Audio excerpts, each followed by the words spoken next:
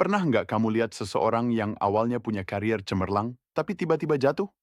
Padahal dia pintar, rajin, dan berbakat. Tapi suatu saat, semua yang dia bangun runtuh. Banyak yang mengira itu karena nasib buruk. Padahal, seringkali penyebabnya adalah keserakahan, hal yang diam-diam merusak dari dalam. Hari ini, kita bahas 5 keserakahan yang mungkin tanpa sadar sedang kamu pelihara. Dan kalau tidak segera dihentikan, bisa membuat kariermu hancur. Satu, serakah jabatan. Siapa sih yang nggak pengen naik jabatan? Kita semua ingin diakui. Tapi kesalahan banyak orang adalah terlalu tergesa-gesa. Mereka ingin cepat naik, cepat jadi bos, cepat dapat kursi empuk.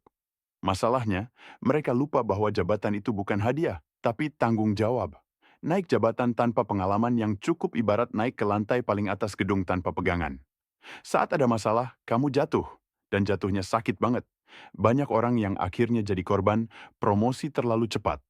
Karena belum matang secara mental dan skill, mereka gagal memimpin tim, stres sendiri, reputasi hancur, dan akhirnya harus mundur. Naiklah perlahan. Bangun pondasi skill, relasi, dan mental yang kuat. Biar saat kamu sampai di puncak, kamu bisa bertahan lama. 2. Serakah uang. Jujur aja, kita kerja memang salah satunya untuk uang. Nggak salah, tapi ada garis tipis antara ambisi sehat dan keserakahan. Orang yang serakah uang akan menghalalkan segala cara. Korupsi waktu, pura-pura kerja, tapi sebenarnya tidak produktif. Memanipulasi laporan supaya bonusnya besar. Menggiling rekan kerja demi terlihat paling berprestasi. Masalahnya, uang yang didapat dengan cara kotor cepat atau lambat akan jadi bumerang. Sekali ketahuan, kariermu tamat. Nama baikmu rusak dan itu sulit diperbaiki. Ingat, uang bisa dicari lagi, tapi reputasi yang hilang sulit dibeli. 3. Serakah pengakuan. Ini yang sering nggak disadari. Banyak orang bekerja keras bukan hanya untuk hasil, tapi demi dipuji, dilihat, dianggap paling hebat. Keserakahan ini membuat kita mengklaim kerjaan orang lain, menjatuhkan rekan kerja agar terlihat paling menonjol, rela melakukan apapun demi sorotan atasan. Sekilas terlihat berhasil, tapi jangka panjangnya berbahaya. Tim akan kehilangan rasa percaya. Atasan mungkin memuji, tapi rekan kerjamu pelan-pelan menjauh. Akhirnya kamu sendirian dan itu bisa bikin karirmu macet. Belajarlah untuk bekerja dengan tulus, biarkan hasil yang berbicara.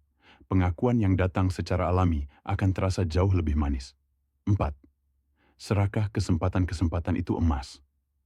Tapi bukan berarti setiap kesempatan harus kamu ambil.